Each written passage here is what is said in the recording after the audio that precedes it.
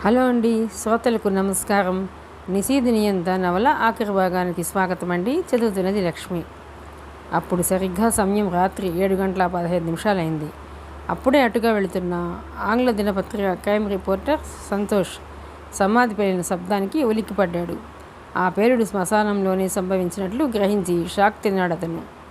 జనసమ్మర్దం ఉన్న చోట, రైల్వే స్టేషన్స్లో, బస్టాండ్లో చోటు చేసుకునే పేలుడు సంఘటనలు శ్మశానంలో చోటు చేసుకోవటం అతనిలో ఆసక్తిని రేకెత్తించింది. శ్మశానంలో వెళ్ళి జరిగిందేమిటో చూసే ధైర్యం చాలక ఒకంత ముందుకు వెళ్ళి అక్కడ టెలిఫోన్ బూత్ కనిపిస్తే వెంటనే పోలీస్ కంట్రోల్ రూమ్కి ఫోన్ చేసి జరిగింది చెప్పి రిలాక్స్డ్గా ఫీల్ అయ్యి తన దారిన తను వెళ్ళిపోయాడు. పగా ప్రతీకారాలతో ముందుకు సాగిపోతున్న వివేక్ కిట్టులకు శ్మశానంలో సంభవించిన ఎక్స్ప్లోజన్ పోలీస్ కంట్రోల్ రూమ్కి రిపోర్ట్ చేయబడిందని తెలిస్తే జాగ్రత్త పడేవాడేమో. పోలీస్ కమిషనర్ కార్యాలయం. రాత్రి 7:35 అయింది. వైట్ అంబాసిడర్ కారు ఒకటి అమిత వేగంతో వచ్చి కమిషనర్ కార్యాలయం మెయిన్ గేట్ ముందాగింది. కారులోంచి దిగుతున్న డిప్యూటీ కమిషనర్ ఆఫ్ పోలీస్ వంశీని చూసి గేటు దగ్గర ఉన్న సెంట్రీలు అటెన్షన్లోకి వచ్చి సెల్యూట్ చేశారు. డిప్యూటీ కమిషనర్ ఆఫ్ పోలీస్ వంశీకి సుమారు 30 సంవత్సరాలు ఉంటాయి. క్రిమినల్ వరల్డ్లో ఏ సంఘటన జరిగినా క్షణాల్లో దాని తీవ్రతను అంచనా వేసుకుని క్షణాల్లోనే కార్యాచరణకు దిగే daring and dynamic police officer Vamsi. మరో 2 నిమిషాలకి కాన్ఫరెన్స్ హాల్లో ఏసీపీ, డీసీపీ తదితర అధికారులు తొందరగా సమావేశమయ్యారు. జరిగిన సంఘటన నిజమేనా? అక్కడ సమావేశమైన అధికారుల ముఖాల్లోకి తీక్షణంగా చూస్తూ ప్రశ్నించాడు డీసీపీ వంశీ. అవును sir, Deccan Herald crime reporter Santosh phone చేసి చెప్పాడు సార్. అతను చాలా రియల్బుల్ సార్. ఒక సిఐ సీట్లోంచి లేచి అన్నాడు. శ్మశానంలో ఎక్స్ప్లోజనా? Very strange. వంశీ ఒకటి అనుమానంతో ముడిపడింది. ఎవరో వెర్రివాడు ప్రాక్టికల్ జోక్ ప్లే చేయడానికి చేసిన పనిని మనం సీరియస్గా తీసుకోవటం మంచిది కాదేమో. ఏసీపీ ఆ విషయాన్ని తేలికపరిచేందుకు అన్నాడు. డీసీపీ వంశీ ఏసీపీ వైపు ఒకంత అసహనంగా చూశాడు. వెర్రివాడు ప్రాక్టికల్ జోక్ ప్లే చేయవచ్చు, వ్యయంతో కూడుకున్న జోక్ ప్లే చేయడు. ఎవరికైనా డబ్బు చేదు కాదు. శ్మశానంలో ఎక్స్పోజ్ చేయడాన్ని బట్టి తన బ్లాస్టింగ్ మెటీరియల్ సామర్థ్యాన్ని పరీక్షించుకోవటానికై ఉండాలి. అంటే త్వరలోనే తను నిర్దేశించుకున్న స్థలాల్లో విస్ఫోటనం సృష్టించవచ్చు. కమాన్ మూవ్ అంటూ వాద ప్రతివాదనలకు అవకాశం ఇవ్వకుండా డీసీపీ వంశీ లేచి నిలబడ్డాడు. మరో పావుగంటకి కిట్టు వివేక్ని పంజాగుట్లో ఉన్న ఒక పాడుబడిన మెకానిక్ షెడ్కి తీసుకెళ్లాడు. ఆ చుట్టుపక్కల ఇల్లు లేకపోవడంతో ఆ ఏరియా అంతా నిశ్శబ్దంగా, నిర్జనంగా ఉంది. బైక్స్ని ఇక్కడే వదిలేద్దాం. రామదాస్ చేయించిన అరేంజ్మెంట్స్ ప్రకారం ఈ షెడ్లో మనకు జిప్సీ జీప్ ఉండాలి. కనిపించడం లేదేం? పరిసరాన్ని శ్రద్ధగా గమనిస్తూ అడిగాడు వివేక్ని తనతో రమ్మన్నట్లుగా కిట్టు సైన్య చేస్తూ ఆ షెడ్ వెనక్కి వెళ్ళాడు. అక్కడ కనిపించింది జిప్సీ జీప్. దాన్ని చూస్తూనే వివేక్ పెదవుల మీద చిరునవ్వు. వేగంగా వెళ్ళి జీప్ ఫ్రంట్ డోర్ తీసి ఇగ్నిషన్ దగ్గర చేయి పెట్టాడు. కీ చేతికి తగిలింది వేలాడుతూ. చెంగునెగిరి డ్రైవింగ్ సీట్లో కూర్చుని వెనక్కి చేతిని చాపాడు. చేతికో సంచి తగిలింది. ఈలోపు కిట్టు షెడ్ వెనుక ఉన్న టైటుని ఆన్ చేశాడు. అతను ఆ సంచిని తీసుకుని దానిలోని వస్తువుల్ని సరిచూసుకుని నిమిషాల్లో డ్రెస్ చేంజ్ చేసుకుని మేకప్ కిట్ని దగ్గరికి లాక్కున్నాడు. డీసీపీ వంశీ కమిషనర్ ఆఫీస్లోంచి బయటకు వస్తున్న సమయంలోనే వీరనారాయణ జీప్ వచ్చి ఆఫీస్ ముందాగింది. వీరనారాయణని డీసీపీ వంశీ గతంలో ఎరుగుండటంతో విష్ చేశాడు. ఏమిటిలా వచ్చారు? జైలును వదిలేసి వంశీ నవ్వుతూ పలకరించాడు. మా పాప బంటిని ఎవరో కిడ్నాప్ చేశారు. దాంతో నా వైఫ్ షాక్ తినది. నాకు కాలు చెయ్యి ఆడక డైరెక్ట్గా జరిగింది చెబుదామని వచ్చాను. వీరనారాయణ కంఠంలో దుఃఖం తాలూకు జీర. వంశీ షాకింగ్గా చూశాడు. ఎప్పుడు జరిగింది? వంశీ షాక్ నుంచి తేరుకుంటూ అడిగాడు. ఈరోజు సాయంత్రం 5:30 ఒక స్త్రీ ఫోన్ చేసి మీ పాపని కిడ్నాప్ చేశామని చెప్పిందట. వెంటనే నా మిస్సెస్ జైల్లో ఉన్న నాకు ఫోన్ చేసి చెప్పింది వణుకుతున్న కంఠంతో అన్నాడు వీరనారాయణ. ఎన్నో ప్రమాదకరమైన జైళ్ళని ఎంతో సమర్థవంతంగా రక్షిస్తూ వస్తున్న ధైర్యశాలిగా వీరనారాయణకి పోలీసు శాఖలో మంచి పేరుంది. అలాంటి గుండెధైర్యం కలిగిన అధికారి సైతం తన కన్న కూతురు కిడ్నాప్ అయిందని తెలియగానే బేలగా అయిపోయాడు. మీ జైల్లో కొన్నాళ్లు బంధింపబడి విడుదలైన నేరస్తుడెవరో చేసిన పనై ఉండాలి సాలోచనగా అన్నాడు డీసీపీ. కావచ్చు, మీరు నైట్ పెట్రోలింగ్ని అలర్ట్ చేసి వెంటనే చర్య తీసుకోవాలి. పాప కనిపించకపోతే నా వైఫ్ ఏమవుతుందోనని భయంగా ఉంది. వీరనారాయణ కంఠంలో భయం తాలూకు ప్రకంపన. షూర్, ఈ విషయాన్ని సీరియస్గానే తీసుకుంటున్నాను అంటూ అప్పుడే బయటకు వస్తున్న ఏసీపీకి విషయం చెప్పి తను కారెక్కాడు. మా ఏసీపీ మిగతా స్టాఫ్ వెంటనే చర్య తీసుకుని మీ పాపని రెన్యూ చేసే ప్రయత్నంలో ఉంటుంది.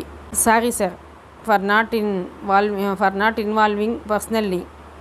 పంజాగుట్ట శ్మశానంలో బాంబేదో బ్లాస్ట్ అయినట్లు ఇంతకుముందే ఇన్ఫర్మేషన్ వచ్చింది. అలాంటి బ్లాస్టింగ్స్ సిటీలోని ఇంపార్టెంట్ ప్లేసెస్లో జరిగే ప్రమాదం ఉండవచ్చని యాంటిసిపేట్ చేస్తున్నాం. అందుకే అర్జెంటుగా వెళ్ళక తప్పని స్థితి. వస్తాను అంటుండగానే డీసీపీ కారు ముందుకు సాగిపోయింది. వీరనారాయణ నిశ్చేష్టుడైపోయాడు. మెషిన్ కన్నా వేగంగా మేకప్ చేసుకుంటున్న వివేక్ని చూసి కిట్టుకి మతిపోయింది. ఎందుకు ఇవన్నీ? వెళ్ళి ఒక్కొక్కడిని అడ్డంగా నరికి పడేయక ఆవేశంగా అన్నాడు కిట్టు. వివేక్ కిట్టు కేసు చూసి నవ్వాడు. నేను హత్య చేయనప్పుడు చేశానని దర్యాప్తు యంత్రాంగం నిరూపించింది.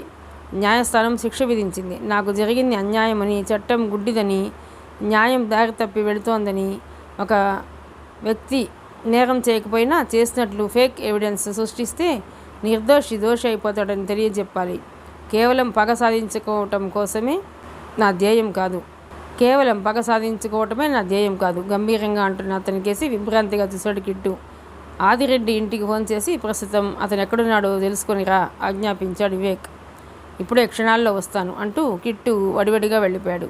వివేక్ మేకప్ చేసుకోవటం పూర్తి చేసి కింద జేబులోంచి ఒక మ్యాప్ని బయటకు తీసి జీప్ బాయ్నెట్ మీద పెట్టి ఓపెన్ చేశాడు. ఆదిరెడ్డి బర్కత్పుర, కేశవమూర్తి ఓల్డ్ నల్లకుంట, సిఐ పద్మనాభన్ కృష్ణానగర్, చంద్రనాథ్ జూబ్లీహిల్స్, జస్వంతరావు జూబ్లీహిల్స్ ఒకసారి మనసులోనే చదువుకున్నాడు. Nitro explosion. శిథిలమైపోయిన సమాధిని చూస్తూనే విస్మయానికి గురవుతూ తనలో తానే అనుకున్నాడు డీసీపీ వంశీ. డీసీపీ వెంట వచ్చిన సిఐ, ఎస్ఐలు, కానిస్టేబుల్స్ డీసీ లైట్స్ వెలిగించి పట్టపగల్లా మారిపోయిన సమాధి ప్రాంతాన్ని క్షుణ్ణంగా పరిశోధించసాగాయి. అరగంట గడిచింది. ఒక సిఐ చేతిలో కపాలంతో డీసీపీ ముందుకు వచ్చాడు. ఆలోపు ఎస్ఐ ఒక పెద్ద గ్రైనైట్ స్టోన్ తీసుకొని వచ్చాడు. ఇది డాక్టర్ మంజునాథ్ సమాధి సార్. సమాధి బద్దలైపోయినా సమాధితో పాటు పాతిన గ్రానైట్ స్టోన్ డ్యామేజ్ కాలేదు సార్ అన్నాడు ఎస్ఐ తన చేతిలో ఉన్న బరువైన గ్రానైట్ స్టోన్ని కింద పెడుతూ. డీసీపీ వంశీ చేతిలో ఉన్న బ్యాటరీని గ్రానైట్ స్టోన్ మీదకు ఫోకస్ చేశాడు. డాక్టర్ మంజునాథ్ 1938, 1993 అని చెక్కి ఉంది దాని మీద. ఎవరి డాక్టర్ మంజునాథ్? పైకి అన్నాడు వంశీ. ఉస్మానియా హాస్పిటల్లో ఫోరెన్సిక్ డిపార్ట్మెంట్కి చెందిన డాక్టర్ని నా ఉద్దేశం సార్. మరో ఎస్ఐ ముందుకు వస్తూ అన్నాడు. సమాధిని ఎందుకు బ్లాస్ట్ చేసినట్లు? ఇతని శవంతో పాటు ఏమైనా విలువైన వస్తువులు పాతిపెట్టి ఉంటారా? ఐ మీన్ రాబరీ సాలోచనగా అన్నాడు డీసీపీ వంశీ. నో సార్, ఎందుకంటే ఈ వ్యక్తి తాలూకు కపాలం ఇది. దీని నోట్లో ఒక బంగారపు పన్ను ఉంది. అది అలాగే ఉంది సార్. కపాలంతో ముందుకొచ్చిన సిఐ అన్నాడు. Yes, I'm sure sir. ఈ సమాధి ఫోరెన్సిక్ డాక్టర్ మంజునాథ్ది. నేను చాలాసార్లు ఆయన్ని కలిశాను సార్. గతంలో నేను కోటి పోలీస్ స్టేషన్లో పనిచేశాను సార్. అప్పట్లో నేనే పర్సనల్గా చాలా శవాల్ని పోస్ట్మార్టం చేయించాను. దాని మూలంగా డాక్టర్ మంజునాథ్ నాకు బాగా తెలుసు. ఆయన పై దవడ పళ్లలో ఒకటి గోల్డ్ది ఉండేది. ఎగ్జైట్మెంట్కి లోనవుతూ అన్నాడు ఆ ఎస్ఐ. రాబరీ కాదు మరి వంశీ బృగుటి ముడిపడింది. ఒక ఉగ్రవాదే ఈ పని చేశాడు అనుకుందాం. తన బ్లాస్టింగ్ మెటీరియల్ని టెస్ట్ చేసుకునేందుకు ఈ శ్మశానాన్ని ఎన్నుకున్నారే అనుకుందాం. అప్పుడు ఈ సమాధి డ్రిల్ చేసి అందులో బ్లాస్టింగ్ మెటీరియల్ పెట్టవలసిన అవసరమేముంది? ఈ శ్మశానం అంతా నిర్జన ప్రదేశమే. శ్మశానంలో ఎక్కడైనా తన ప్రయోగం నిర్వహించవచ్చుగా ఒక సీనియర్ ఎస్ఐ అన్నాడు. ఆ ఎస్ఐ రీజనింగ్ వంశీకి నచ్చింది. మరైతే ఎందుకు? పగతో కావచ్చుగా సార్. పగతోనా? అది చనిపోయి సమాధైన శవం మీద రాజకీయ నాయకుల దిష్టిబొమ్మల్ని దగ్ధం చేస్తుంటారు. ప్రజలు కేవలం దిష్టిబొమ్మల మీద కసి తీర్చుకుంటే ఫలితం ఉంటుందనా? కాదు సార్, అది ఆయా వ్యక్తుల తాలూకు పగా ప్రతీకారాల స్థాయిని, ఉక్రోషాన్ని ఉన్న దాన్ని తెలియజేస్తుంది సిఐ అన్నాడు తన చేతిలోని కపాలాన్ని ఒక కానిస్టేబుల్కి అందిస్తూ. కొద్ది క్షణాలు నిశ్శబ్దం పేర్కొంది అక్కడ. బీయింగ్ ఏ ఫోరెన్సిక్ డాక్టర్గా ఈ మంజునాథ్ ఏదో తప్పుడు రిపోర్ట్ ఇచ్చి ఉండాలి. దాని మూలంగా ఎవరో అన్యాయం అయిపోయి ఉండాలి. ఆ అన్యాయం అయిపోయిన వ్యక్తి తాలూకు తీవ్రతే కావచ్చు. అతను ఎవరైంది వెంటనే మనం తేల్చుకోవాలి. ఎందుకంటే అతని దృష్టిలో మరెవరైనా ఉంటే వారిని అతని బ్రతకనివ్వడు. ఇది సమాధి కాబట్టి సరిపోయింది. అదే డాక్టర్ మంజునాథ్ బతికుంటే నిర్దాక్షిణ్యంగా ఆ అజ్ఞాత వ్యక్తి ప్రతీకారానికి బలైపోయేవాడే. Come on move with necessary things అన్నాడు వంశీ కారు కేసి నడుస్తూ. రాత్రి 8 గంటలు. కంట్రీ క్లబ్ ఆవరణలో ఓ మూలగా ఉన్న హాల్లో పార్టీ జరుగుతుంది. ఆ పార్టీ ఇస్తున్నది మనోజ్ఞ. భూషణ్ రావు, హరికుమార్, అతని భార్య బండారి, భూషణ్ రావు గారి జూనియర్స్ ఎస్ఐ దీక్షిత్, మనోజ్ఞ తల్లిదండ్రులు మహదానందంలో మునిగిపోయి ఉన్నారు. అక్కడంతా సంతోషం ప్రోది చేసుకుని ఉన్న భూషణ్ రావు మాత్రం అన్యమనస్కంగా ఉన్నారు. ఆ విషయాన్ని ముందుగా పసిగట్టింది మనోజ్ఞే. ఏమిటి సార్, ఇంత సంతోషకరమైన సమయంలో మీరు పరధ్యానంగా ఉన్నారు, ఎనీ ప్రాబ్లం అడిగింది ఆమె ఒకంత ఆశ్చర్యంగా. ఎస్ మనోజ్ఞ, నా మనసెందుకో కీడిని శంకిస్తుంది. ప్రతీకారం, హింసతో కూడుకున్న న్యాయం, revenge is a kind of wild justice లాంటి పదాలు అమాయకుడైన వివేక్ నోటి వెంట రావటం నాకు జీర్ణం కావటం లేదు. అతన్ని ఎవరినో జైల్లోకి ప్రొవోక్ చేస్తుంటారు. మనం ఇంత శ్రమించి నిజాన్ని వెలికిలాగినా అతను జైలు నుంచి తప్పించుకుంటే ఏమాత్రం ప్రయోజనం ఉండదు. జైలు సిబ్బంది సహకారంతో ఖైదీలు రాత్రులు బయటకు వచ్చి ప్రతీకారం తీర్చుకొని వెళ్ళటం ఇప్పుడు జైళ్ళల్లో సాధారణమైపోయింది. మనకు ఈ రాత్రి చాలా ముఖ్యమైనది. ఈ ఒక్క రాత్రి ఏమీ జరగకుండా ఉంటే రేపు ఎలాగూ వివేక్ని విడుదల చేస్తారు. కానీ రాత్రి మీద నాకు అనుమానంగా ఉంది. ఈ నిషీధిని అడ్డం పెట్టుకొని అతను నియంత అయిపోతే ఇక అతన్ని ఆ దేవుడు కూడా రక్షించలేడు. నువ్వు మెసేజ్ ఇచ్చానన్నావు. నీ దగ్గర మెసేజ్ తీసుకున్న జైలు మెయిన్ గేట్ గార్డు ఆ మెసేజ్ని వివేక్కి ఇచ్చాడనేముంది. నువ్వు ఇటు రాగానే దాన్ని పడేసి ఉంటే, పైగా ఎప్పుడు పడితే అప్పుడు నిన్ను జైల్లోకి వెళ్ళనిస్తూ వస్తున్న గార్డ్స్ నిన్ను ఎందుకు వెళ్ళనివ్వలేదు? డబ్బులు ఇస్తానని ఆశ పెట్టినా ఎందుకు వెళ్ళనివ్వలేదు? అంటే ఎవరో వారిపై అధికారి నేను జైల్లోకి రానివ్వద్దని ఇన్స్ట్రక్షన్స్ ఇచ్చి ఉండాలి. ఎందుకు అలా జరిగి ఉంటుంది? బహుశా వివేక్ ప్రయత్నాలు నీకు తెలియకుండా ఉండేందుకు కావచ్చు అని భూషణ్ రావు అంటుండగానే ఎస్ఐ దీక్షిత్ హడావిడిగా వాళ్ళున్న చోటికి వచ్చాడు. అతని ముఖంలో ఒకంత ఉద్రిక్తత చోటు చేసుకుని. అతని చేతిలో వైర్లెస్ సెట్ ఉంది. అది ఆన్లోనే ఉండి గరగరమంటోంది. సారీ సార్, సారీ మనోజ్ గారు, ఇప్పుడే పోలీస్ కంట్రోల్ రూమ్ నుంచి ఒక అర్జెంట్ మెసేజ్ వచ్చింది. పార్టీ చివరి వరకు ఉండలేకపోతున్నందుకు క్షమించాలి అన్నాడు ఎస్ఐ దీక్షిత్ గాబరాగా. What happened? యథాలాపంగా అడిగింది ఆమె. Any problem? భూషణ్ రావు అడిగాడు. Yes sir, Secunderabad jail superintendent Veeranarayana గారి కూతుర్ని ఎవరో కిడ్నాప్ చేశారట. వీరనారాయణ గారు డైరెక్ట్ పోలీస్ కంట్రోల్ రూమ్కి వెళ్ళి కంప్లైంట్ చేశారట. దాంతో కంట్రోల్ రూమ్ అన్ని స్టేషన్స్ని అలర్ట్ చేసింది. వస్తాను సార్ అంటూ హడావిడిగా వెళ్ళిపోయాడు దీక్షిత్. వెళుతున్న దీక్షిత్ కేసి విస్తుపోయి చూశాడు భూషణ్ రావు. నువ్వు చెప్పిన ప్రకారమే జైలు సూపరింటెండెంట్ వీరనారాయణ స్ట్రిక్ట్, నీతి నిజాయితీలు గల అధికారి. అలాంటి ఆయన ఇప్పుడు జైలు వదిలేసి కూతుర్ని రక్షించుకునే ప్రయత్నంలో ఉన్నారు. అవినీతి అధికారి అయిన సబ్ జైలర్ నాయుడు ఇప్పుడు అంత పెద్ద జైలుకి సోల్ ఆఫీసరు. అతను డబ్బుకి కక్కుర్తిపడే అధికారిని కూడా నువ్వే చెప్పావు. ఎంత మంచివాడైనా దారుణమైన శిక్షలకు గురి కావాల్సి వస్తే ఎదురు తిరిగి రెబల్ అయిపోతాడు. చెప్పటం ఒక క్షణం ఆపి తల వంచుకొని ఏదో ఆలోచిస్తుండిపోయారు. వార్ పీస్ రెండు యుద్ధాలకు మధ్య ఉండేదే శాంతి. ఉద్రిక్తత, ప్రశాంతత, తిరిగి ఉద్రిక్తత, తిరిగి టెన్షన్గా ఫీల్ అవ్వసాగింది మనోజ్ఞ. వివేక్ ఉన్నది ఆ జైల్లోనే కదూ అడిగాడు ఆయన.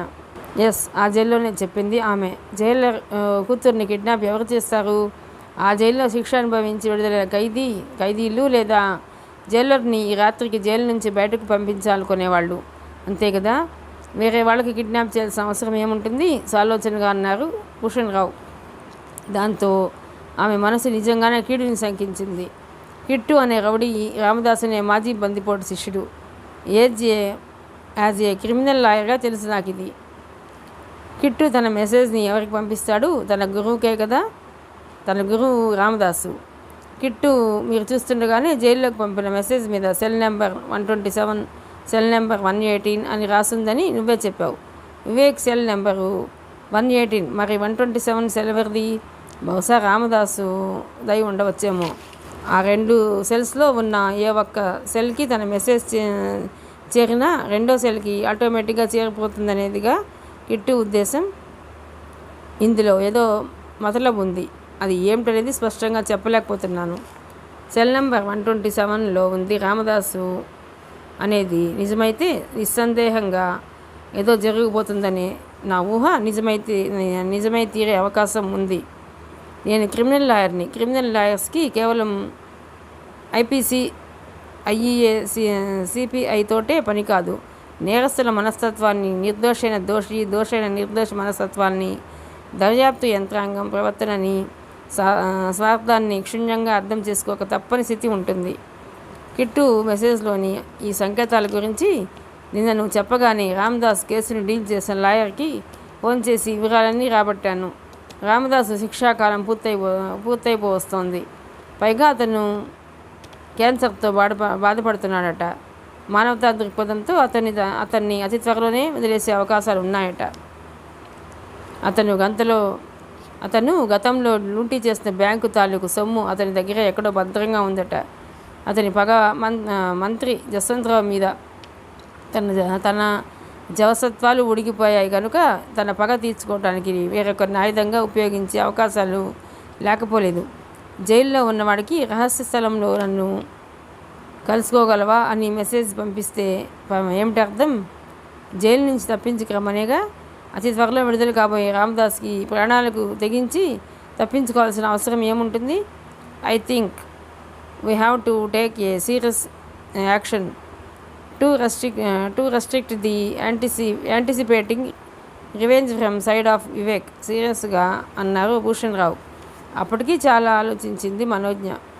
అయితే మేము ఇప్పుడు అర్జెంటుగా జైలుకి వెళ్ళి సెల్ నెంబర్ 127లో ఉండేది ఎవరో తెలుసుకోవాలి. ఆ సెల్లో ఉంది రామదాసే అయితే అంటూ నాగిపోయింది. అయితే ఏం చేయాలనేది తర్వాత ఆలోచిద్దాం.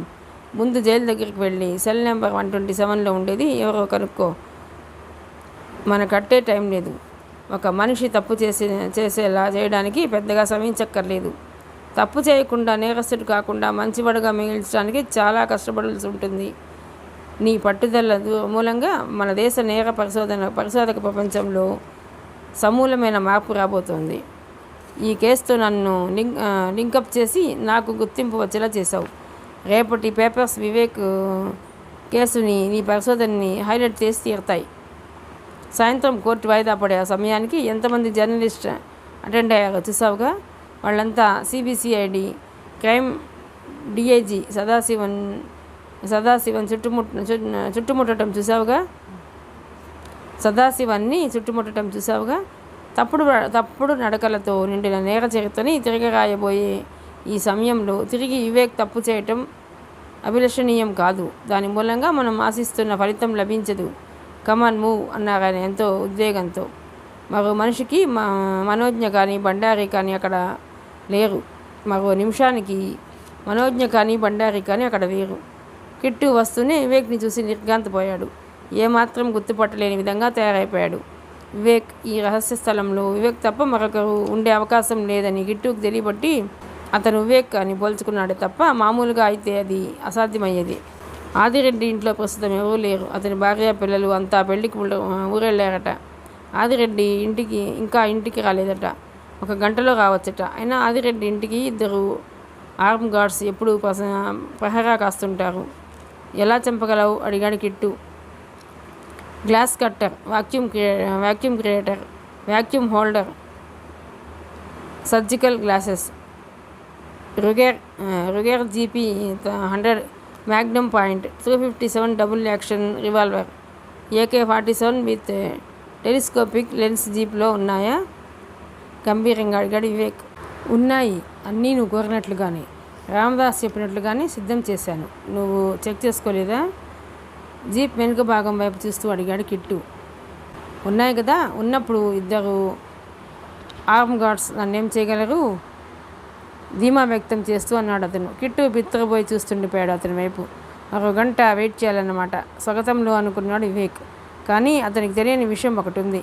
అతన్ని నిజంగానే నేరస్తుడిని చేయగల అవకాశాన్ని మనోజ్ఞ, భూషణ్ రావు ఓ పక్క అడ్డుకొని రాబోతున్నారని క్షణాలు భారంగా కరిగిపోతున్నాయి. ఆదిరెడ్డి, నన్ను నమ్మించి మభ్యపెట్టి నా చేత చేయని తప్పుని చేసినట్లుగా ఒప్పిస్తావా? చూస్తాను. ఇంకో గంటలోనే నీ అంతు చూస్తాను. పళ్ళు పటపటా కొరుకుతూ అన్నాడు వివేక్. వివేక్ కళ్ళల్లో గూడు కట్టుకున్న రక్తపు జీరని చూసి రౌడీ అయిన కిట్టూనే భయపడిపోయాడు. ఈ టైంలో ఎలా లోపలికి వెళ్ళనిస్తారని వచ్చావు? ఇంకాసేపట్లో సాస్ ఫర్ నోర్ shoot at sight for no response అమల్లోకి వస్తుంది తెలుసా? జైలు మెయిన్ గేట్ దగ్గర కాపలాగా ఉన్న గార్డ్స్లోని ఒక గార్డ్ అన్నాడు ఒకంత కోపంగా. నన్ను లోపలికి పంపించమని అడగటానికి రాలేదు, చిన్న ఇన్ఫర్మేషన్ కావాలి, అందుకోసం వచ్చాను అంటూ 1000 రూపాయల కట్టని ప్యాంటీ బ్యాగ్లోంచి తీసి అతని కళ్ళ ముందు ఆడించింది మనోజ్ఞ. కేవలం ఇన్ఫర్మేషన్ అయితే నో ప్రాబ్లం, త్వరగా అడగండి, మీరు ఇక్కడ నుంచి త్వరగా వెళ్ళిపోవాలి. అడగండి, ఆ గార్డు తొందర చేశాడు.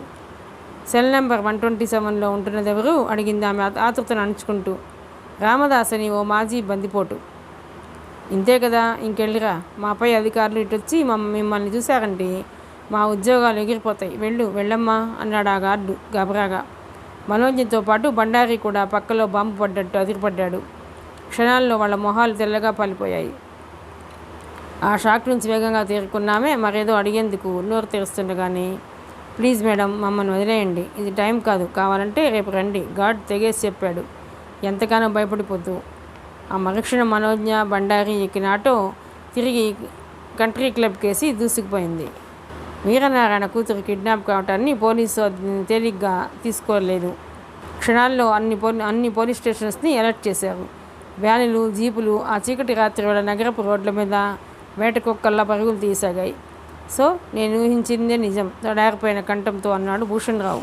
వివేక్ తప్పించుకొని నగర ప్రవేశం చేశాడంటారా? బండారి అడిగాడు గాబరాగా. సెల్ నెంబర్ 118 వివేక్ది, సెల్ నెంబర్ 127 రామదాస్ది. ఆ సెల్స్కే కిట్టు మెసేజ్ పంపించింది. అతను పంపిన మెసేజెస్లో మొదటి మెసేజ్, రహస్య స్థలంలో నన్ను కలుసుకోగలవా? అతి త్వరలో విడుదల కాబోయే రామదాస్కి ఆ మెసేజ్తో అవసరం లేదు. మరి ఇక మిగిలింది వివేక్. సో వివేక్ ఈ రాత్రికి జైలు నుంచి తప్పించుకోవటం ఖాయం. అసలు ఈ పాటికే తప్పించుకుని ఉండవచ్చు. సరిగ్గా ఈ రాత్రే జైలుని కంటికి రెప్పలా కాపు కాసే వీరనారాయణ బయట తిరుగుతున్నారు. ఇవన్నీ యాదృచ్ఛికాలు కావు, కావాలనే జరిగినవే వణుకుతున్న కంఠంతో అన్నారు భూషణ్ రావు. మరి ఇప్పుడు ఏమిటి చేయటం? అదే నిజమైతే వివేక్ ఈ రాత్రికి యాదిరెడ్డిని, కేశవమూర్తిని, సిఐ పద్మనాభన్ని, చంద్రనాథ్ని చంపటం ఖాయం. అతడు నేరస్తుడు కాకుండా నిరోధించడం ఎలా? బండారి తడారిపోయిన గొంతుకతో అన్నాడు. అసలు ఈ కేసే విచిత్రంగా ఉంది. ఇన్ని మలుపులు తిరుగుతున్న ఇలాంటి కేసుని నేను ఎప్పుడు చూడలేదు. ఎలా నిరోధించటం? భూషణ్ రావు గారికి కూడా ఏం తోచడం లేదు. అప్పటికి తేరుకుంది మనోజ్ఞ. ఒక్కసారి ఆ నలుగురు హత్యకు గురి కాకుండా చూడటమే ఇక మిగిలింది. అలా చేయాలంటే ఆ నలుగురిని వెంటనే మనమే అరెస్ట్ చేయించాలి. వాళ్ళ మీద ఎలాగూ అన్బెయిలబుల్ అరెస్ట్ వారెంట్స్ జారీ అయ్యాయి. మనం వెంటనే డిఐజీ సదాశివ్ గారిని, డిఎస్పీ చరణ్ని కలిసి వెంటనే ఆ నలుగురు అరెస్ట్ అయ్యేలా చూస్తే చాలు. ఏమంటారు? భూషణ్ రావు వైపు చూస్తోంది మనోజ్ఞ. ఆ మాటలు వింటూనే ఆయన కళ్ళు మెరిశాయి. ఆమె కేసి ప్రశంసగా చూశారు. ఆ మరుక్షణం ఆ ముగ్గురు అక్కడ లేరు. వివేక్ ఎక్కిన జీప్ రాత్రి 8:40 బయలుదేరింది. జీప్ వెనుక భాగాన కిట్టు ఉన్నాడు. పేలబోయే డైనమైట్లా ఉన్న వివేక్ చేతిలోని జీప్ గాలిని చీల్చుకుంటూ శనివేగంతో బర్కత్పురా వైపు దూసుకుపోతుంది. ఆ వేగంతో జీపును డ్రైవ్ చేస్తూ కూడా జైల్లో ఉండగా అందిన ఆదిరెడ్డి ఇంటి మ్యాప్ని మన్నం చేసుకుంటున్నాడు. సరిగ్గా 8:46 ఆదిరెడ్డి కారు అతని ఇంటి ఆవరణలోకి వెళ్లేందుకు గేటు ముందు ఆగింది. గేటు ముందున్న ఆర్మ్ గార్డ్స్ ఆ కారుని చూస్తూనే అటెన్షన్లోకి వచ్చి సెల్యూట్ చేసి గేట్ తెరిచారు. కారు సగన లోపలికి దూసుకుపోయి బంగ్లా ప్రధాన ద్వారబంధం ముందు ఆగింది. అప్పటికే 4 పెగ్గుల విస్కీని తీసుకున్న ఆయన శరీరం అదుపు తప్పుతున్నట్లుగా తూలిపోతుంది. ఆయన స్థితిని గ్రహించిన కారు డ్రైవర్ కారాపి వెనక్కి వచ్చి ఆయన శరీరాన్ని తన ఆసరాతో బంగ్లా ఫస్ట్ ఫ్లోర్కి చేర్చి వెనుతిరిగాడు. ఆదిరెడ్డి బరువైన శరీరం డబుల్ కాట్ బెడ్ మీద మత్తుగా అడ్డదిడ్డంగా వాలిపోయింది. రాత్రి 8:50 డీజీపీ సదాశివ్ ఆఫీస్ ముందు సంచలనం ప్రోది చేసుకుంది. ఒక కారు, జీప్, ఒక సిఐ, 2 ఎస్ఐలు, 10 మంది కానిస్టేబుల్స్ సమరానికి సన్నద్ధమవుతున్న వారిలా ఉన్నారు. ఆఫీస్ లోపలున్న సదాశివ్, చరణ్, భూషణ్ రావు, మనోజ్ఞ, బండారి సమావేశం ముగించి లేచారు. మరో నిమిషానికి వాళ్ళందరినీ ఎక్కించుకున్న ఆటోలు పెనువేగంతో బర్కత్పురా కేసి దూసుకుపోయాయి. రాత్రి 8:51 జిప్సీ జీప్ ఆదిరెడ్డి ఇంటి వెనుక ఆగింది. ఆ ప్రాంతమంతా నిర్మానుష్యంగా నిశ్శబ్దంగా ఉంది. జీప్ డ్రైవింగ్ సీట్లో నుంచి చెంగున బయటకు దూకిన వివేక్ అవసరమైన సరంజామాతో నిండి ఉన్న లెదర్ బ్యాగ్ని వీపు మీదకు వచ్చేలా బిగించుకొని బ్యాటరీ లైట్ని ఆన్ చేశాడు. కిట్టు వెంటనే జీప్ డ్రైవింగ్ సీట్లోకి వెళ్ళి స్టార్ట్ చేసి దాన్ని 100 అడుగులు ముందుకు తీసుకెళ్లి రోడ్డు వారుగా ఉన్న ఒక మెకానిక్ షెడ్ ముందాపి దిగాడు. సడన్గా అటుగా ఎవరన్నా వచ్చినా ఆ జీప్ పాడైపోయి అక్కడ ఉందని మాత్రమే ఊహించగలరు. ఆ జీప్ ఎక్స్టీరియర్ని అంత దరిద్రంగా కావాలనే పాడు చేశారు. కిట్టు నెమ్మదిగా వెనుతిరిగి వివేక్ ఉన్న వైపు రాసాగాడు. రాత్రి 8:53 ఆదిరెడ్డి ఇంటి ప్రహరీ గోడని ఆనుకుని ఉన్న డ్రైనేజ్ మూతని శబ్దం రాకుండా పక్కకు తొలగించి పరిసరాన్ని ఒకసారి శ్రద్ధగా గమనించి చటుక్కొని దానిలోకి దిగిపోయాడు వివేక్. దగ్గరగా వచ్చిన కిట్టు కేసి ఒకసారి చూసి చటుక్కున్న డ్రైనేజీ మూతని తన లోపలకు వంగిపోతూ యథాస్థానంలో ఉంచాడు. విషయం అప్పుడు అర్థమైంది కిట్టుకి. ఇంటి చుట్టూ ఆ ఇంటి ఆవరణలో పహరా కాసే ఆర్మ్ గార్డ్స్ని కుక్కల నుంచి ఎలా తప్పించుకొని లోపలికి వెళ్ళి ఆదిరెడ్డిని హతమారుస్తాడని అప్పటి వరకు తెగ ఆలోచిస్తూ వచ్చిన అతనికి సమాధానం వెంటనే దొరికింది. డ్రైనేజ్ లోపల ఉన్న వివేక్ ముఖానికి కళ్ళ కింద వరకు కర్చీఫ్ కట్టుకొని డ్రైనేజ్ తాలూకు దుర్గంధాన్ని అతి కష్టం మీద భరిస్తూ రేడియం దిక్సూచి సహాయంతో ఆదిరెడ్డి ఇంటికేసి సాగిపోసాగాడు. సరిగ్గా 9 గంటలకు వివేక్ ఆదిరెడ్డి ఇంటి ఆగ్నేయ మూలకి చేరుకున్నాడు. కొద్ది క్షణాలు ఊపిరి బిగబట్టి ఇంటి ఆవరణలో ఎలాంటి శబ్దమైనా వస్తుందేమోనని చెవులు రిక్కించి విన్నాడు. ఆర్మ్ గార్డ్స్ అటుగా వస్తున్న శబ్దం కానీ అల్సేషియన్ డాగ్ అటుగా వచ్చిన ఆనవాళ్లు కానీ లేకపోవడంతో మెల్లగా నిశ్శబ్దంగా డ్రైనేజీ మూతను ఒకంత పైకి లేపి కొద్ది క్షణాలు ఆగాడు. ఎలాంటి సందేహం కలగకపోవడంతో 2 అరచేతులతో మూతని పూర్తిగా లేపుతూ నించున్నాడు. 2 అడుగులు పైకి ఉన్న వివేక్ వెయిట్ లిఫ్టింగ్ చేస్తున్న వాట్ల మూతని 2 అరచేతుల మీద ఉంచి పరిసరాన్ని ఒకసారి శ్రద్ధగా గమనించి శబ్దం రాకుండా మూతని పక్క నుంచి చటుక్కున పైకి వచ్చి మూతని యథాస్థానంలో ఉంచి 2 అంగల్లో ఇంటి గోడని ఆనుకుని ఉన్న ఒక బుష్ మొదట్లోకి వెళ్ళి దాక్కున్నాడు. 5 నిమిషాలు అలాగే ఉన్న చోటు నుంచి ఏమాత్రం కదలకుండా మానిటర్లా పొంచి ఉన్నాడు. గార్డ్ కానీ కుక్క కానీ వస్తున్న అలికిడి లేదు. చీకట్లో అస్పష్టంగా కనిపిస్తున్న బంగ్లా వైపు ఒకసారి చూసి ఆ ఇంటి ప్లాన్ని ఒకసారి గుర్తుకు తెచ్చుకొని చటుక్కున్న పదిలోంచి బయటకు వచ్చి కింద నుంచి మేడ మీదకి సాగిపోయిన సివరేజ్ పైప్ని పట్టుకొని ఒకసారి గుండెల నిండా ఊపిరి తీసుకుని చకచకా పైకి ఎగబాకాడు ఎంతో అనుభవం ఉన్నవాడిలా. ఆ ఇంటి ప్రహరీ గోడ ఎత్తు 5 అడుగులే ఉండటంతో వేగంగా మొదటి అంతస్తు కేసి పాకుతున్న వివేక్ ఆకారాన్ని చూసి విస్తుపోయాడు కిట్టు. ఎన్నో ఏళ్ల అనుభవం ఉన్న తనకి ఆ వేగం అలవడలేదు. ఇతను ఎలా పాకుతున్నాడు? రోడ్డు మీద నుండి పరిసరాన్ని అప్రమత్తంగా గమనించవలసిన కిట్టు వివేక్ ఆకారం కేసి చూస్తూ చేష్టలు దక్కి చూస్తుండిపోయాడు. చూస్తుండగానే వివేక్ ఫస్ట్ ఫ్లోర్ బిగినింగ్లో ఉన్న సన్షెడ్ మీదకు చేరుకున్నాడు. కొద్ది క్షణాలు ఆ సన్షెడ్ మీదే బలిలా కరచుకుపోయి పడుకున్నాడు. ఆ పైన లేచి వెంటిలేటర్ అద్దాన్ని తడిమి చూసి వీపు మీద ఉన్న లెదర్ బ్యాగ్లోంచి గ్లాస్ కట్టర్ని, వ్యాక్యూమ్ క్రియేటర్ని, వ్యాక్యూమ్ హోల్డర్ని తీసి సన్షెడ్ మీద ఉంచాడు. మరి కొద్ది క్షణాలాగి వ్యాక్యూమ్ క్రియేటర్ని వెంటిలేటర్కున్న గ్లాస్ మధ్య భాగంలో బిగించాడు. ఆ పైన దానికి వ్యాక్యూమ్ హోల్డర్ని బిగించి దాన్ని ఎడం చేతితో తన కేసి లాగుతూ పట్టుకొని గ్లాస్ కట్టర్తో తన దూరగలిగేంత వైశాల్యాన్ని మనసులోనే క్యాలిక్యులేట్ చేసుకుని చతురస్రాకారంలో గట్టిగా గీశాడు. ఆ వెంటనే వ్యాక్యూమ్ హోల్డర్ని పట్టుకుని గట్టిగా తన కేసి లాక్కున్నాడు. చతురస్రాకారంలో ఉన్న గ్లాస్ వ్యాక్యూమ్ క్రియేటర్తో సహా ఊడి వచ్చింది నీటుగా. దాన్ని శబ్దం రాకుండా సన్షేడ్ మీద నుంచి లోపలికి తొంగి చూశాడు. లోపల చీకటిగా ఉండటంతో ఏం కనిపించలేదు. జేబులోంచి టార్చ్ లైట్ ఫోకస్ చేయబోతుండగా సరిగ్గా అప్పుడు వినిపించింది ఏవో వాహనాలు వస్తున్న శబ్దం. ఆ శబ్దం మరింత దగ్గర కాసాగింది. వివేక్ మరే పని చేయకుండా శిలాప్రతిమలా ఉండిపోయి చెవులు రిక్కించి విన్నాడు. ఒక జీప్, ఒక కారు వస్తున్న శబ్దాలు మరింత దగ్గర అయ్యాయి. ఆ పైన ఏవో మాటలు కూడా వినిపించసాగాయి. కొద్ది క్షణాలకు కానీ అతనికి అర్థం కాలేదు ఆ వాహనాలు ఆ బంగ్లా ముందాగినట్లు. మెరుపు వేగంతో లేచి నుంచుని ఫస్ట్ ఫ్లోర్ మీద నుంచి సెకండ్ ఫ్లోర్లోకి సాగిపోయి సివరేజ్ పైపుని పట్టుకుని చకచకా పైకి పాకి 2వ అంతస్తు టెర్రస్ మీదకు చేరుకున్నాడు. వెంటనే వేగంగా బిల్డింగ్ ముందు భాగం వైపు వెళ్ళి కిందకు తొంగి చూశాడు. ఆ బంగ్లా సింహద్వారం ముందు ఒక పోలీస్ జీప్, ఒక కారు ఆగి ఉన్నాయి. వాటి ముందు 3 కానిస్టేబుల్స్, ఒక ఎస్ఐ నిలబడి లోపలికి చూస్తూ కనిపించారు. ఆ దృశ్యాన్ని చూస్తూనే అతను షాక్ తిన్నాడు. ఆ సమయంలో ఆదిరెడ్డి ఇంటికి పోలీసులు ఎందుకు వచ్చినట్లు? ఏదైనా క్రిమినల్ కేసు గురించా? వాళ్ళెంతసేపటికి ఆ బంగ్లాను వదిలి వెళతారు?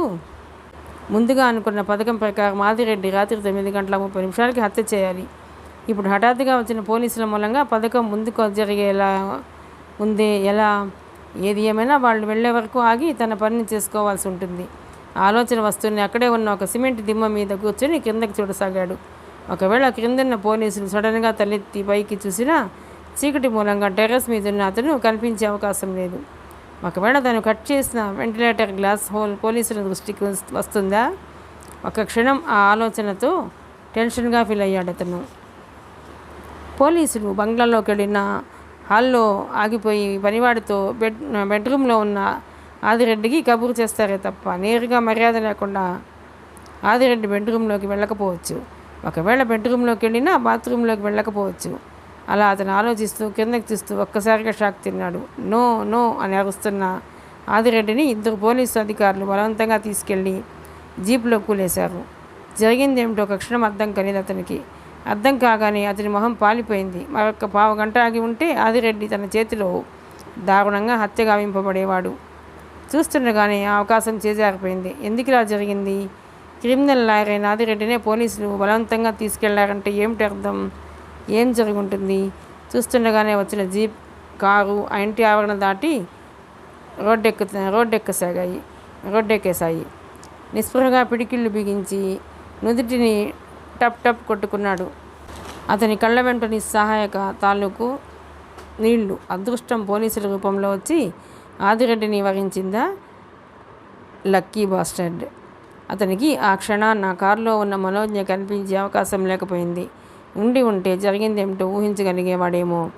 అతని సూచన మేరకు కిట్టు అంత వేగంతో ఆ బంగ్లా ముందు వైపుకెళ్ళి గేటు దగ్గర ఉన్న గార్డ్స్ని ఆరా తీశాడు. వాళ్ళు చెప్పింది విని కిట్టు షాక్ తిన్నాడు. ఏదో కేసులో ఆదిరెడ్డి తనను నమ్ముకున్న తన క్లయింట్ని తప్పుదోవ పట్టించి తను కావాలని ఓడిపోయాడు. ప్రాసిక్యూషన్ తరపున వాదించే లాయర్తో కుమ్మక్కయ్యి తనను నమ్ముకున్న తన క్లయింట్కే శిక్ష పడేలా చేశాడట. ఆ కేసు విషయమే జడ్జి గారు ఆదిరెడ్డి మీద అన్బెయిలబుల్ అరెస్ట్ వారెంట్ జారీ చేశారట. అందుకే పోలీసులు వచ్చి ఆదిరెడ్డిని అరెస్ట్ చేసి తీసుకుపోయారట. నీ అదృష్టం చిటికలో వక్రించింది. ఐఆమ్ సారీ మిత్రమా, కిట్టు నిట్టూరుస్తూ అన్నాడు. ఆ తీవ్రమైన ఆశాభంగం నుంచి తేరుకోవటానికి అతనికి పావు గంటకు పైగానే పట్టింది. దుర్మార్గుడు నన్ను మోసగించినట్టుగానే మరోసారి తనను నమ్మి వచ్చిన తన క్లయింట్ని మోసగించాడన్నమాట. వాడికి పోలీసులు కోర్టు వేసే శిక్ష సరిపోతుంది. నా చేతిలోని రివాల్వర్ వేసే శిక్ష అయితే సరిగ్గా సరిపోయేది. పళ్ళు నూరుతూ అన్నాడు అతను. ఆ క్లయింట్ తనే అని అప్పటికప్పుడు ఆదిరెడ్డిని అరెస్ట్ చేయించింది మనోజ్ఞని తెలియని వివేక్ ఓల్డ్ నల్లకుంటలో ఉంటున్న కేశవమూర్తి ఇంటికి బయలుదేరడానికి సిద్ధమైపోయాడు. సరిగ్గా రాత్రి 10:30 గంటలకు ఓల్డ్ నల్లకుంట ప్రాంతానికి చేరుకున్నారు వివేక్, కిట్టు. అప్పుడు సాక్ష్యం చెప్పిన కేశవమూర్తిని ఈ కాళరాత్రి వేళ నా నుండి ఎవరూ తప్పించలేరు. నువ్వు జీప్ దిగి కేశవమూర్తి ఇంటి ముందుకెళ్ళి పరిసరాన్ని గమనించరా అని అంటూ బాగ్లింగంపల్లి క్వార్టర్స్ దగ్గర జీప్ని ఆపాడు వివేక్. కిట్టు వెంటనే జీప్ దిగి వడివడిగా ముందుకు సాగిపోయాడు. 2 నిమిషాల్లో వెళ్ళిన కిట్టు వెనక్కి తిరిగి వచ్చాడు. ఆ వీధంతా సందడిగా ఉంది, జనసంచారం బాగా ఉంది. మరో గంట ఆగాలేమో అన్నాడు కిట్టు. వివేక్ కిట్టు కేసి అసహనంగా చూశాడు. ఎట్టి పరిస్థితుల్లోనూ రాత్రి 10:30 కేశవమూర్తి కళ్ళు పీకేయాలి. మరోసారి తప్పుడు సాక్ష్యం చెప్పకుండా చేసి తీరాలి. నేను చెబుతాను పద అంటూ వివేక్ జీప్ని స్టార్ట్ చేశాడు. వివేక్ సాహసానికి విస్తుపోయి వెంటనే తేరుకుని జీప్ ఎక్కాడు. జీప్ మెల్లగా కదిలింది. ఒక చేత్తో జీప్ని డ్రైవ్ చేస్తూనే మరో చేత్తో జేబులో ఉన్న చిన్న బాటిల్ని తడిమి చూసుకున్నాడు వివేక్. ఆ బాటిల్లోని ద్రవం కేశవమూర్తి కళ్ళలో పడిన కొద్ది నిమిషాల్లోనే అతను శాశ్వతంగా అందునైపోవటం ఖాయం. జీప్ ఒకంత ముందుకు వెళ్ళి ఎడం వైపుకు తిరిగింది. మరికొంత దూరం వెళ్ళి కుడివైపుకు తిరిగింది. కేశవమూర్తి ఇంటి డైరెక్షన్స్ తనను అడగకుండానే కేవలం మ్యాప్ని గుర్తుపెట్టుకుని సరిగ్గా ఆ దిశకేసి వెళుతున్న వివేక్ని ఓరగా చూస్తూ విస్మయపడ్డాడు. జీప్ కేశవమూర్తి ఇల్లున్న వీధిలోకి మెల్లగా మలుపు తిరిగింది. జీప్ మరింత దగ్గర కాసాగింది. సరిగ్గా అదే సమయంలో వీధికి ఆ వైపు నుంచి ఒక పోలీస్ జీపు, ఒక కారు మలుపు తిరిగి వివేక్ జీప్కి అభిముఖంగా రాసాగాయి. వాటిని చూస్తూనే వివేక్ ముఖం వివర్ణమైపోయింది. పోలీసులు కేసు వస్తున్నారు, జాగ్రత్త అన్నాడు కిట్టు గాబరాగా. కేశవమూర్తి ఇల్లు సమీపించింది. వివేక్ ఊరగా ఇంటికేసి చూస్తూ పోలీస్ జీప్లో ఉన్న వాళ్ళకి అనుమానం రాకుండా ఉండేందుకు జీప్ని ముందుకు పోనిచ్చాడు. మరో నిమిషానికి పోలీస్ జీపు కారు వెళ్ళి కేశవమూర్తి ఇంటి ముందాగాయి. ఆ దృశ్యాన్ని జీప్ వెనుకున్న కిట్టు చూస్తూనే ఆశ్చర్యపోయాడు. జీప్ స్లో అయి రోడ్డుకి ఎడం పక్క ఆగిపోయింది. పోలీస్ జీప్ కేశవమూర్తి ఇంటి ముందే ఆగింది. కారు కూడా పోలీసులు జీపులోంచి దిగి కేశవమూర్తి ఇంట్లో వెతుకుతున్నారు. ఏమిటి దురదృష్టం? కిట్టు ఒక క్షణం నిట్టూర్చి, మన మీ వీధిలో మన జీప్ని ఆపటం అంత మంచిది కాదు అన్నాడు అతను తిరిగి. అది నిజమేననిపించింది వివేక్కి. వెంటనే జీప్ని స్టార్ట్ చేసి పక్క వీధిలోకి తీసుకెళ్ళి ఆపాడు. సరిగ్గా 15 గంటకు వివేక్ జీప్ని తిరిగి కేశవమూర్తి ఉండే వీధిలోకి మలుపు తిప్పాడు. జీప్ హెడ్లైట్ల వెలుగులో కేశవమూర్తి ఇంటి ముందు జీపు కారు లేకపోవటాన్ని గమనించి జీప్ వేగాన్ని పెంచి కేశవమూర్తి ఇంటి ముందుకి పోనిచ్చాడు. కేశవమూర్తి ఇంటి ముందు జీప్ని ఆపుతూనే ఒకంత అనుమానానికి గురయ్యాడు వివేక్. ఇంట్లో లైట్లన్నీ వెలిగి ఉన్నాయి. ఇంటి లోపల ఏదో గోలగోలగా ఉంది. వివేక్ సైగని అందుకున్న కిట్టు జీప్ దిగి లోపలికి వెళ్ళి 10 నిమిషాల్లో తిరిగి వచ్చాడు విచారంగా. కిట్టు జీప్ ఎక్కుతూనే పెదవి విరిచాడు. ఏమైంది? అదురుతున్న గుండెతో అడిగాడు వివేక్. ముందు జీప్ని ఇక్కడి నుంచి పోనీ చెబుతాను అన్నాడు కిట్టు నీరసంగా. జీప్ ఆ వీధి మలుపు తిరిగి ఫీవర్ హాస్పిటల్ రోడ్లోకి వచ్చి ఆగింది. చెప్పు, ఏం జరిగింది? పోలీసులు ఎందుకు వచ్చారు? ఇంట్లో కేశవమూర్తి ఉన్నాడా? ఇంట్లో గోలగోలగా ఉందేమిటి? తనలో రేగుతున్న ఉద్రిక్తతని అణుచుకుంటూ అడిగాడు వివేక్. సారీ వివేక్, నీకు ఇక పగ తీర్చుకునే అవకాశం రాకపోవచ్చు. అతని మాటలు పూర్తి కాకుండానే వివేక్ కొట్టిన దెబ్బకి అతని కళ్ళు బయలు కక్కాయి. కిట్టు కళ్ళలో నీళ్లు, నిస్సహాయత. ఏమైంది చెప్పు? ఐఎమ్ సారీ చెప్పు. వివేక్ కంఠంలో ఉత్కంఠతో కూడుకున్న ఉద్వేగం. గండిపేటలో డిసెంబర్ నెలలో ఏదో రేప్ మర్డర్ జరిగిందట. ఆ కేసులో కేశవమూర్తి తప్పుడు సాక్ష్యం ఇచ్చాడట. అది ఈరోజే కోర్టుకు వచ్చిందట. కోర్టు కేశవమూర్తి ఇచ్చింది తప్పుడు సాక్ష్యంగా గుర్తించిందట. అతన్ని అరెస్ట్ చేయమని వారెంట్ కూడా జారీ చేసిందట. అందుకే పోలీసులు వచ్చి అతన్ని అరెస్ట్ చేసి తీసుకెళ్లారట. కిట్టు నెమ్మదిగా చెబుతుండగానే వివేక్ ముఖం రక్తం ఇంకిపోయినట్లుగా పాలిపోయింది. ముందు కిట్టు చెప్పింది ఏమిటో అర్థమైనా ఆ తర్వాత ఏమీ అర్థం కానట్లుగా శూన్యంలోకి చూస్తుండిపోయాడు. అంటే మనోజ్ఞ ఆఖరిసారి తను కలవటానికి జైలుకి వచ్చినప్పుడు చెప్పిన మాటలు నిజమేనా? ఇంకా వివరాలు ఏమైనా తెలుసా? వణుకుతున్న కంఠంతో అడిగాడు వివేక్. రేప్కి గురై చంపబడింది నళిని అనే అమ్మాయి అయితే సుచిత్రని చెప్పాడట కేశవమూర్తి. కిట్టు మాటలు ఇంకా పూర్తి కాలేదు. Oh my God! వివేక్ పెట్టిన కేక ఆ ప్రాంతంలో మారుమోగిపోయింది. వివేక్ పెట్టిన పెనుకేకకి కిట్టు షాక్ తిన్నట్లయిపోయాడు. నీకు పడిన ఉరిశిక్షను తప్పించి నేను నిర్దోషిగా రుజువు చేసి కానీ నేను వెళ్ళను. నా ప్రయత్నం ఫలితాన్ని ఇవ్వబోతోంది. అది అతి త్వరలో. నిన్ను ఈ స్థితికి తెచ్చిన 4 వ్యక్తుల్ని త్వరలోనే న్యాయస్థానం శిక్షిస్తుంది. ఆ రోజు మనోజ్ఞ అన్న మాటలకు అర్థం ఇప్పుడు ప్రత్యక్షంగా కనిపిస్తోంది. ఉన్నట్టుండి ఒక్కసారిగా నవ్వాడు వివేక్ పెద్దగా. అప్పుడు అతని కళ్ళల్లో నీళ్లు, తెరలుగా నీళ్లు, పొగలుగా నీళ్లు. తన పగ ప్రతీకారాలు తీరే అవకాశం లేనందుకు, తాను ఇప్పటికే నిర్దోషిగా నిరూపించబడినందుకు, తనకు అన్యాయం చేసిన వాళ్ళు శిక్షింపబడబోతున్నందుకు, మనోజ్ఞ పట్టుదలకు మేధస్సుకి చలించినందుకు, మనోజ్ఞ పట్ల కృతజ్ఞతతోనో తెలీదు. అస్త్ర విన్యాసం ముందే అస్త్ర సన్యాసం. అరగంట వరకు ఉన్న చోటే పుసిల ప్రతిమలా మిగిలిపోయాడు వివేక్. అతను ఎందుకలా అయిపోయాడో అర్థం కాని కిట్టు విభ్రాంతిగా చూస్తూ ఉండిపోయాడు. తను నిర్దోషిగా నిరూపించబడినందుకు సంతోషించాలో, తన పగ ప్రతీకారాలు తీరనందుకు బాధపడాలో తెలియని విచిత్రమైన సందిగ్ధావస్థ. తను ఇప్పుడేం చేయాలి? మిగిలి ఉన్న సిఐ పద్మనాభన్ని, చంద్రనాథ్ని హతమార్చాలా, లేక రిక్తహస్తాలతో జైల్లోకి వెళ్ళిపోవాలా? ఎందుకో వివేక్ కళ్ళ ముందు మనోజ్ఞ రూపమే కదలాడుతోంది. హింసకు ప్రతి హింసే సమాధానమా? అలా అయితే ఈ సమాజం సుఖశాంతులతో మనగలుగుతుందా? ఎవరికి తోచినట్లు వాళ్ళకి జరిగిన అన్యాయానికి పగ ప్రతీకారాలు తీర్చుకుంటూ వెళితే మానవజాతి ఏ దిశకేసి వెళుతున్నట్లు రేపు తన్ని మరో యువకుడు ఐడెంటిఫై చేసుకుని హింసకు ప్రాణం పోస్తే తనకు జరిగిన అన్యాయానికి పగబట్టడం, ప్రతీకారం తీర్చుకోవటము సమాజంలో జరిగే అన్యాయాలకు సరైన సమాధానం అవుతుందా? చరిత్రలో రక్తాన్ని కాలువల్లో పారించి స్వాతంత్రాన్ని సాధించుకున్న దేశాలున్నాయి. కేవలం సత్యాగ్రహం ద్వారా సాధించుకున్న భారతదేశము ఉంది. చరిత్ర పుటల్లో ఏ తరహా ఉద్యమం చోటు చేసుకుని ఉంది? వివేక్ మెదడు అగల్లో తీవ్రమైన ఆలోచనల ఒత్తిడి, శాంతి కపోతాలు ఎగిరిన గడ్డపై నెత్తుటి జ్వాలల ప్రాణం పోసే శక్తి లేక ప్రాణం పోసే శక్తి లేని మానవుడికి ప్రాణం తీసుకునే హక్కు ఎక్కడిది? వివేక్ మదిలో అంతులేని ఆవేదన. కళ్ళ ముందే ప్రాణాలు కోల్పోయిన తన వాళ్ళ మృతదేహాలు ఓ పక్క, తన కోసం ప్రాణాలకు తెగించి పోరాడుతున్న మనోజ్ఞ మరో పక్క. అతని కళ్ళల్లో అప్పటి వరకు గూడు కట్టుకుని ఉన్న బాధ, వీచిక కన్నీటి చుక్కలుగా మారి కనుకొనల్ని పట్టుకొని వేలాడుతుంటే అతనికి ఏం చేయాలో తోచటం లేదు. మౌనంగా రోధిస్తుండిపోయాడు చాలాసేపు. ఈ సమాజంలో పగా ప్రతీకారాలు తీసుకునేందుకు ప్రేరేపించే శక్తులు ఎన్నో. ప్రేమగా శాంతింపజేసి మరణించే వ్యక్తులే కొద్ది. వాళ్ళని చంపితే తిరిగి తనకు విరశిక్ష. ఏ విరశిక్షనైతే తను ద్వేషించాడో దాన్ని తిరిగి తను కోరుకోవడము అభిలషణీయమా? మనోజ్ఞ తన సర్వశక్తుల్ని ప్రాణాన్ని పణంగా పెట్టి పోరాడి గెలిచిన గొప్ప క్షణాన్ని తను తిరిగి రక్తంలో ముంచగలడా? తనకు అన్యాయం చేసిన వ్యక్తులు ఈ భూమి మీద ఉన్నారు. తనను ప్రేమించి రక్షించే వ్యక్తులు ఈ భూమి మీద ఉన్నారు. ఎవరి కోసం తను చావాలి? ఎవరి కోసం తను బ్రతకాలి? సమాజంలో, సాహిత్యంలో, సినిమాల్లో దేనితోనైనా పగా ప్రతీకారాలు తీర్చుకునే వ్యక్తికి, అభిమానించే దుష్ట సంప్రదాయానికి తను తిరిగి మరొక సమిధ కావాలా? లేదని చెప్పి ఒక శాంతి సిద్ధాంతానికి వత్తాసు కావాలా? నలుగురిని చంపి తను చచ్చే కన్నా తన కోసమే బ్రతుకుతున్న మనోజ్ఞ కోసం తను బ్రతకటం గొప్ప విషయం కాదా?